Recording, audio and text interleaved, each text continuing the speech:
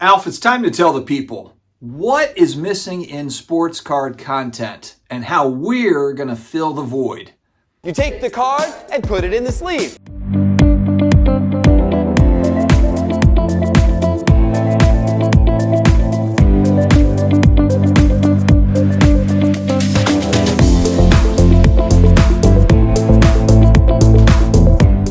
What's going on, sports card hobby family? It's another day. It's another sports card video. We are back again. This is something that I've been thinking about for a little while. And as we head into 2025, I've been thinking about what sorts of tweaks to the channel. How can we keep it fresh? What can we do differently? What is areas of improvement and that sort of thing. And for those that keep saying microphone, yes, I'm working on that. I've got one on order. I'll work on this microphone. I promise you, as we head into 2025, the audio will be better. As I was making another video that's going to come out this week, basically called Two Forks in the Road and kind of where the sports card industry is heading or could head. Is that good or is that bad?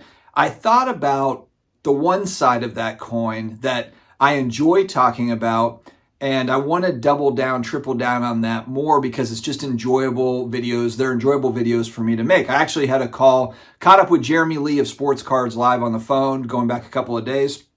And we were just kind of throwing ideas back and forth, and he was giving me some feedback, constructive feedback, stuff he likes, doesn't like, and that sort of a thing. We can do that for each other. He actually started making content right around the same time that I did. It was March of 2020 when I started my channel, and I think he might have started in like April, right at about the same time. So we have that in common. I got to see him at the National. I like bouncing ideas off of him and just catching up with him. One thing that he and I have in common, along with a lot of you all and a lot of other content creators, is the nostalgia element to collecting sports cards. Huge chunk of my viewership is between 35 and 50. And that's not by accident. It's everyone kind of hitting that midlife crisis like I have. And you're looking back to your childhood, the things that you enjoyed and had fun with. And oh man, you wandered into sports cards and collectibles and found it's a totally different world. And it's fun. There's a lot of fun elements to this sports card hobby. Before I keep going, huge thanks to today's video sponsor, DC Sports 87. You want to sell cards on eBay, but selling them individually one by one with the packing, the shipping, the listing, it's a ton of work. I send a lot of my cards over to DC Sports 87. They take care of the whole kit and caboodle for me. Payouts are really easy and fast. It's just a very easy experience. Check out DC Sports 87. So when I talk about nostalgia on my channel, a lot of times I'm talking about my own experience, and that's growing up in the 80s and 90s. To me, the best decades ever for pop culture, sports card, for sports and pop culture. When you look at the athletes that came out of that time period, and you look at all the IP, all the TV shows and movies and everything that came out of the 80s and 90s, they're still remaking them today. And they'll probably still be remaking those movies and those shows 10, 15, 20, 30 years down the road. People always ask, like, how did you get into collecting Stranger Things cards? It's just such like an oddball, kind of a random thing here on the side. A lot of people don't even realize that there are Stranger Things cards.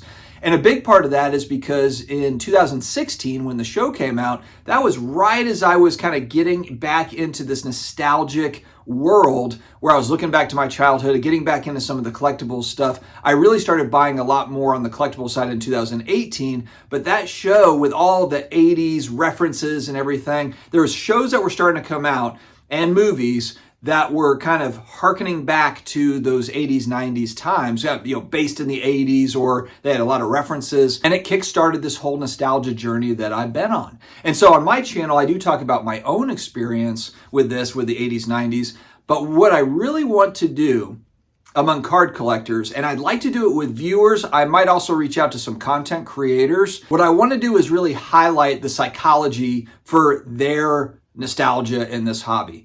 And look, it might not be the 80s, 90s. It might be the 70s. It might be the 50s, the 60s. I want to hear stories about how you grew up, got into this hobby and collectibles as a whole, and maybe you stayed in it the whole time, or maybe you came back to it. But what I'm really interested in is not even just the cards of the time, but also the time period and what were all of your friends collecting cards, what sorts of, pop culture stuff was popular, what was going on in the world. And I want that from the collector's vantage point.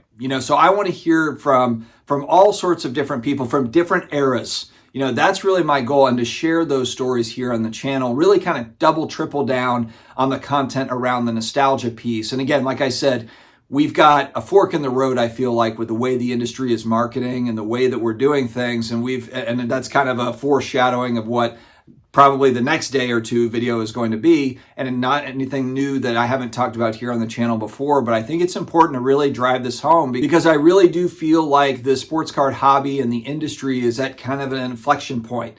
We're at that fork in the road. It can go one way or another, and I'm worried it's going to go one way heavily.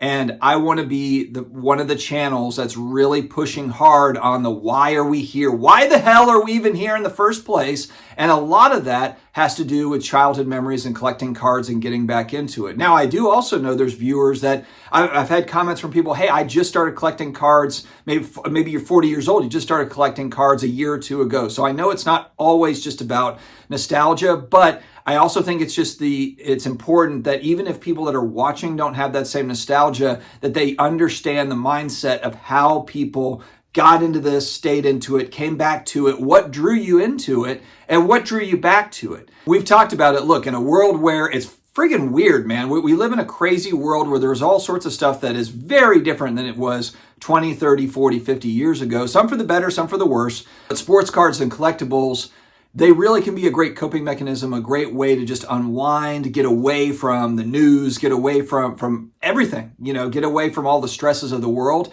There's a lot of pros to that. So anyway, if you could let me know in the comments down below, if you feel comfortable kind of sharing your nostalgia story, how you got into cards, why you got back into it, why was it important to you, memories that drive your card collecting. I want to know them. If you feel comfortable doing it down here in the comment section, that would be great. Or if you want to reach out to me directly, my email address is in the video description. And then also I'm on IG at SportsCardDad. So if you want it to be a little bit more private, where you share your information, and then I can kind of go through and I can share it in a way that you would like me to share it. But I am going to dedicate videos to this, because I think, again, if you're a new collector coming in, however you've come in, whether that's through a repack, a break, or you're just getting back in because you collected cards as kids, I want to be putting more content out around the why behind this and why a lot of people love cardboard and collectibles. I think it's going to be a fun journey. So let me know, friends. Stay healthy, stay awesome, and I will talk to you again later.